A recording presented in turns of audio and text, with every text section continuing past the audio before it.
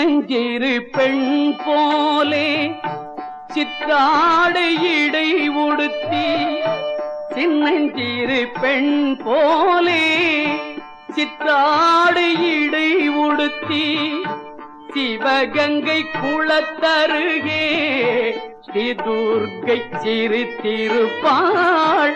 சின்னஞ்சிறு பெண் போலே சித்தாடை இடை உடுத்தி, சிவகங்கை குளத்தருகே ஸ்ரீ துர்க்கை சிரித்திருப்பாள். சின்னஞ்சிறு பெண் போலே